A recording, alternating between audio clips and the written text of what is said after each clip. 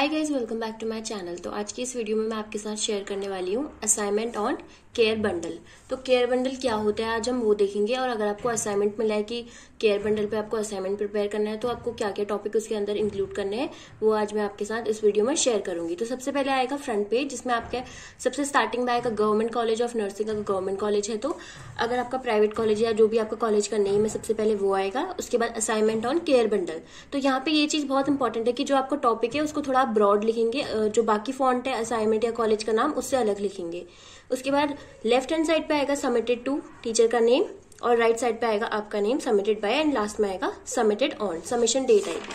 तो स्टार्ट करते हैं। सबसे पहले हम देखते हैं कंटेंट। तो कंटेंट में सबसे पहले आएगा definition, introduction of care bundle, intervention of care bundle, types of care bundle, उसका implementation, specific interventions, importance of care bundle, urinary catheter, central line associated sepsis care bundle, pressure ulcer prevention, ventilator associated pneumonia care bundle. तो ये सब आएगा हमारे content के अंदर।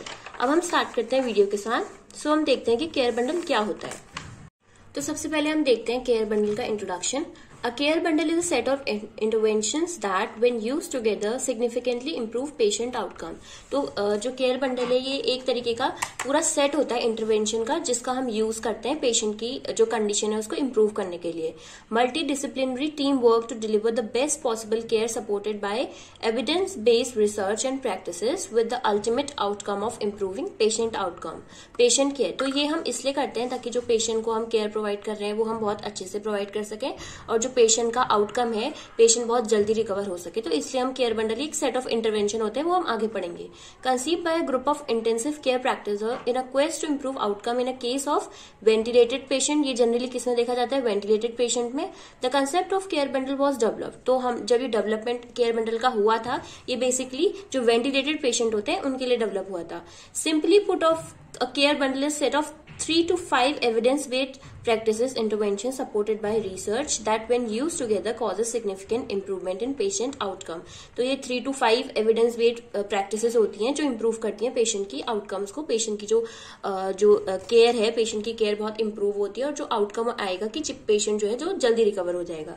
The care bundle is an ongoing process that's repeated daily until the patient no longer requires an invasive device or his or her status has improved. तो care bundle एक ऐसा मेथड है जिसको हम तब तक यूज करते हैं जब तक जो पेशेंट की कंडीशन है वो इम्प्रूव ना हो जाए। The steps of care bundle are carefully selected. जो उसके स्टेप्स हैं उसको हम केयरफुली सिलेक्ट करते हैं। Well established practices that are packaged together and scientifically supported. तो ये था इंट्रोडक्शन केयर बंडल का। अब हम इसके बाद देखते हैं केयर बंडल की डेफिनेशन। तो सबसे पहले आएगा care bundle are a set of 3 to 5 evidence inform practices perform collectively and reliably to improve the quality of care. तो केयर बंडल क्या है? ये होता है 3 या 5 एविडेंस बेस्ड प्रैक्टिसेस होती हैं जिसे आप परफॉर्म करते हैं ताकि जो है पेशेंट की जो क्वालिटी है केयर की वो इम्प्रूव हो सके। दूसरी डेफिनेशन है a bundle is a group of evidence. ये एक ग्रुप होता है based care component for a given disease that when executed together may result in better outcomes than if it implemented individually. तो care bundle को हम ऐसे समझ सकते हैं कि ग्रुप ऑफ इंटरवेंशन होते हैं जो हम लेते हैं, उसे हम साथ में परफॉर्म करते हैं ताकि जो पेशेंट की कंडीशन है वो इम्प्रूव हो सके। ऐसा नहीं कि हम उसे अलग अलग करें। अलग अलग में हो सकता है कि पेशेंट की जो कंडीशन है वो जल्दी इम्प्रूव ना हो, तो इन्हें हम साथ में करते हैं ताकि पेशेंट की जो कंडीशन है वो इम्प्रूव हो सके। इसके बाद अगर आपको एक्स्ट्रा अपनी फाइल पे असाइनमेंट पे लिखना है, so you can take the screenshot and also I will provide the video link in description box. So इसके बाद आता है इंटरवेंशन रिलेटेड टू सीवीसी, जिसमें आएगा हैंड डिकंटामिनेशन, प्री इंसर्शन, इंसर्शन से पहले हैंड को डिकंटामिनेट करना है, फुल स्टेराइल बैरियर प्रिकॉशन जो है स्टेराइल बैरियर मेंटेन करना है, 2% chlorhexidine for skin disinfectant, avoiding use of femoral sites को अवॉइड करना है, रिमूविंग अननेसेसरी कैथेटर। तो ये थे interventions related to CVCs. Types of care bundle. अब हम देखते हैं टाइप्स ऑफ केयर बंडल। हु सर्जरी सेफ्टी चेकलिस्ट, ये पहला टाइप है। Urinary catheter care bundle, insertion and management जिसमें आता है। Clostridium difficult care bundle, ventilated associated pneumonia care bundle, palliative care bundles, pressure area care bundle, sepsis care bundle and PVC care bundle. तो ये थे अलग अलग types के care bundle जिसके अंदर बहुत सारी इंटरवेंशंस आती हैं जो हम पेशेंट पे लगाते हैं पेशेंट की जो कंडीशन है उसको इम्प्रूव करने के लिए। इसके बाद हम देखते हैं कि इसका इम्प्लीमेंटेशन कैसा होता है। इम्प्लीमेंटेशन में आएगा a multi disciplinary approach coupled with institutions wide multimodal strategy including well building awareness, training, education, measurements and feedback are required.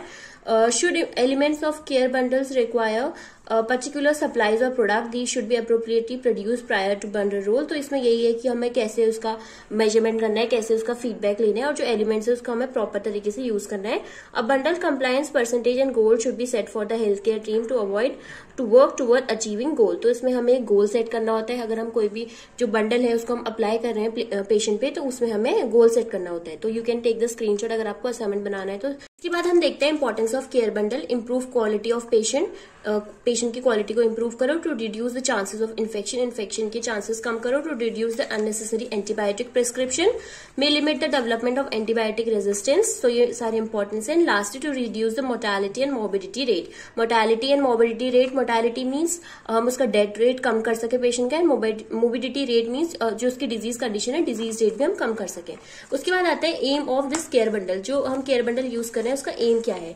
Detect the impact of a new care bundle implements in patient undergoing abdominoplasty in order to decrease the rate of surgical site infection. तो हमें ये इसका M main ये होता है कि हम जो सर्जिकल साइट इन्फेक्शन होता है जहां पे हमारी सर्जरी परफॉर्म हुई है, तो उसको कम करने के लिए हम केयर बंडल का यूज करते हैं. उसके बाद आता है optimise health and health care by identifying effective health care interventions. Next is to improve patient outcome by identifying the effective way of translating research finding into practice, ताकि हम जो रिसर्च फाइंडिंग है उसको प्रैक्टिस में ला सकें और देख सकें. उसके बाद आता है स्पेसिफिक इंटरवेंशन. हमें क्या क्या लेने हैं.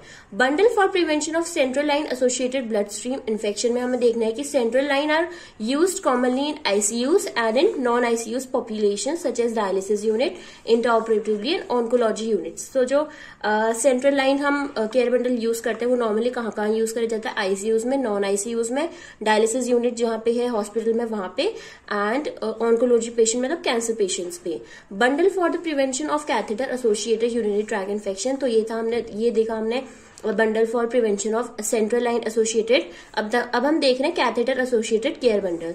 CAUTI जिसको बोलते हैं is defined as a UTI, urinary tract infection in a patient with current urinary tract catheterization or who has been catheterized in the past 48 hours. तो ये थे specific intervention किसके, CAUTI के, catheter associated urinary tract infections के. उसके बाद आता है bundle for the prevention of ventilator associated pneumonia. It is defined as pneumonia occurring more than 48 hours after endotracheal intubation is a common and serious hospital acquired I, जैसे यहाँ पे लिखा है ना HAIS, तो इसका मतलब होता है हॉस्पिटल एक्वायर्ड इन्फेक्शन. तो निमोनिया अगर कोई पेशेंट 48 आवर्स, अगर किसी पेशेंट को 48 आवर्स के बाद अगर निमोनिया डेवलप हो रहा है तो उसको हम डिफाइन कर सकते हैं कि वो हॉस्पिटल एक्वायर्ड निमोनिया, मतलब कि हॉस्पिटल में आके उसे निमोनिया हुआ है. Next is bundle for the prevention of surgical site infection. तो ये थे स्पेसिफिक इंटरवेंशन. अब हम देखेंगे central line associated blood stream infection. सबसे पहले इंसर्शन के बाद आता है मेंटेनेंस, हम कैसे मेंटेन करेंगे. उसके बाद आता है प्रिवेंशन. तो ये देखा हमने central line associated blood stream infection. उसके बाद हम देखते हैं यूरिनरी कैथेटर केयर बंडल. जो यूरिनरी कैथेटर केयर बंडल होते हैं, urinary tract infections are one of the most common type of hospital acquired health care associated infection. जो urinary tract infection होता है ये normally जब हम catheterization करते हैं तो बहुत common होते हैं. Approx 60% of these urinary tract infection are CAUTI, catheter associated urinary tract infection. तो जो urinary tract infection patient को हो रहे हैं वो 60% देखा गया है कि catheter की वजह से हो रहे हैं. A urinary catheter care bundle include actions for inserting a urinary catheter as a separate bundle for managing the catheter when in C2. तो ये यूरिनरी कैथेटर केयर बंडल होते हैं. इसमें हम ऐसा देखते हैं कि जब हम कैथेटराइजेशन कर रहे हैं तो उसमें हम सेपरेट केयर बंडल यूज करें और जो पेशेंट की हाइजीन है उसको मेंटेन करें और सेप्सिस वहां पे ना हो. एसेप्टिक टेक्निक्स का हमें यहाँ पे यूज करना होता है. उसके बाद आता है इंसर्शन में हम देखेंगे कैसे हमें उसे इंसर्ट करना है. Insertion only for specific reason. Urinary output is critically ill. जो यूरिनरी आउटपुट है हमें क्रिटिकली इल है अगर किसी पेशेंट का, तभी हमें यूज करना है. ब्लैडर आउटलेट ऑब्स्ट्रक्शन हो सकता है और न्यूरोजेनिक ब्लैडर डिसफंक्शन हो सकता है. Prevent contamination of circle wound, अगर हमें वुंड कंटामिनेशन प्रिवेंट करना है तब. And terminal care. उसके बाद आता है मैनेजमेंट कैसे मैनेज करेंगे वो देखना है. फिर इसके बाद आएगा इसका प्रिवेंशन. हमें सारा preventive measures like regularly maintain the perineal hygiene करनी है, following evidence based guidelines and implementing catheter insertion policies as the institution. तो ये थे यूरिनरी कैथेटर केयर बंडल की प्रिवेंशन। अब हम इसके बाद देखते हैं sepsis care bundle. Sepsis is complex syndromes with its wide spectrum of severity and is one of the most common causes of death in clinical care unit. तो sepsis क्या होता है, जब बहुत सारा कंटामिनेशन कहीं पे हो जाता है, हमें वहां पे बैक्टीरियाज बहुत ज्यादा ग्रोथ हो जाते हैं, तो इसलिए क्या होता है कि इससे कॉज ऑफ डेथ जो है, जो मोर्टेलिटी रेट है बढ़ जाता है। There are 2 severe sepsis bundle, sepsis resuscitation bundle and sepsis management bundle. Each bundle articulates with objective to be accomplished with specific time frame. तो इन दोनों जो बंडल्स होते हैं, इन दोनों का पर्टिकुलर टाइम फ्रेम होता है। इसके बाद हम देखते हैं sepsis resuscitation bundle. It is a combination of evidence based objectives that must be completed with in 6 hour for patient presenting with severe sepsis. अगर किसी को सेप्टिक शॉक या सीवियर सेप्सिस हुआ है तो विद इन हमें 6 आवर में इसका मैनेजमेंट करना होता है। उसके बाद आता है sepsis management bundle. This consist of evidence based objective that must be completed within 24 hour. तो इसे हमें 24 आवर में करना होता है। सेप्सिस रिससिटेशन को हमें 6 आवर में करना होता है। सेप्सिस मैनेजमेंट को हमें 24 आवर में करना होता है for the patient with severe sepsis, जिसे सीवियर सेप्सिस है उसे करना होता है। तो सेप्सिस 6 क्या होता है? It is a set of 6 task individually: oxygen culture, antibiotic, fluid, lactate measurement and urine output monitoring. तो ये थे सेप्सिस 6। इसके बाद हम देखते हैं प्रेशर अल्सर प्रिवेंशन बंडल। तो प्रेशर अल्सर जब हो जाते हैं तो उसमें क्या प्रिवेंटिव बंडल्स हम लेते हैं। तो प्रेशर अल्सर प्रिवेंट करने के लिए, प्रेशर अल्सर होते क्या है, जो बेड सोर हो जाते हैं अगर पेशेंट बहुत लंबे टाइम तक सेम पोजीशन पे है, तो उस पर क्या होगा, the pressure ulcer prevention care bundle consist 8 item. इसमें 8 आइटम्स होते हैं। पार्टिसिपेशन इन एजुकेट करना है, risk assessment, skin care, nutrition management, activity management and moisture management. उसके बाद pressure ulcer aren't always simple wounds that eventually heal with the right treatment. तो pressure ulcer क्या होते हैं कि बहुत जल्दी हील नहीं हो पाते हैं, बहुत ज्यादा टाइम टेकिंग होते हैं। They can have devastating effects on the quality of life for both patient and the families. तो उसमें बहुत ज्यादा इफेक्ट पड़ सकता है बोथ पेशेंट के लिए, क्योंकि उसे पेन होगा बहुत ज्यादा, जो उसका सेकेंडरी डिजीज कंडीशन भी उसे डेवलप हो सकती है। An estimated 2.5 million patient in the United State develop pressure ulcers and we spend about $11 billion for their treatment. तो ये था यूएस रिपोर्ट के हिसाब से। अब हम इसके बाद देखते हैं इसका प्रिवेंशन। तो इसे कैसे प्रिवेंट करेंगे? रिस्क असेसमेंट करना है, स्किन असेसमेंट करना है, हेड ऑफ द बेड है उसको 30 डिग्री से एलिवेट करना है। उसके बाद इनकंटिनेंस स्किन केयर करनी है, पोजीशन चेंज करनी है। अगर बेड पे पेशेंट है तो हर 2 आवरली करनी है, चेयर पे है तो हर हमें 15 मिनट्स में करना है। हर आवरली भी हम कर सकते हैं, अगर चेयर पे व्हील चेयर पे पेशेंट है तो हर विद इन 1 आवर हमें चेंज करना है, और बेड पे है तो 2 आवरली। हीट एलिवेशन करनी है, न्यूट्रिशन असेसमेंट करना है, प्रेशर रिलीफ मेट्रिसेस देनी है। जो पेशेंट होता है, अगर कोई बर्न पेशेंट है या किसी को सीवियर प्रेशर अल्सर हुए हैं तो उसे हमें एयर मेट्रिसेस प्रोवाइड करनी है। तो ये थे प्रेशर अल्सर प्रिवेंशन बंडल्स। अब हम देखते हैं ventilator associated pneumonia care bundle. तो वेंटिलेटर एसोसिएटेड वही होता है जिसको HIAS होता है, हॉस्पिटल एक्वायर्ड निमोनिया जिससे हो जाता है। उसमें हमें बेड के जो हेड होता है उसको एलिवेट करना होता है 30 से 35 डिग्री पे।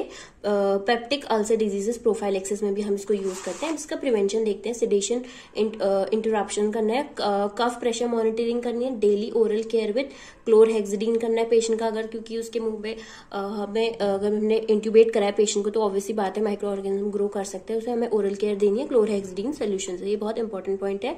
फ्रीक्वेंटली सक्शनिंग सब ग्लॉटिक attitude, early initiation of safe external antennal nutrition within 24 to 28 hours और RCO administration।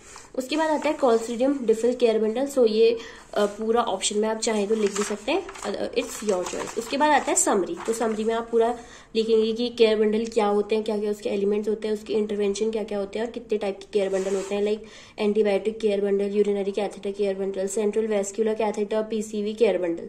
तो ये सारा आएगा समरी के अंदर। उसके बाद आता है लास्ट में कंक्लूजन, कैसे इस टॉपिक को लिया और कैसे आपने करा। तो human element is more important then technology. तो ये सारा कुछ आप कंक्लूजन में लिखेंगे तो आप इसका स्क्रीनशॉट भी ले सकते हैं। उसके बाद आता है लास्ट आता है बिब्लियोग्राफी कि आपने कंटेंट कहाँ से लिया। तो मिनिमम आपको 3 बिब्लियोग्राफी लिखनी होती है और आपको जो ये बिब्लियोग्राफी लिखनी होती है ये अकॉर्डिंग टू वैनकूवर स्टाइल में लिखनी होती है। तो यहाँ पे मैंने आपको लिखा है वैनकूवर स्टाइल में लास्ट में, जिसमें पेज नंबर भी मेंशन करना बहुत ज्यादा इंपॉर्टेंट है।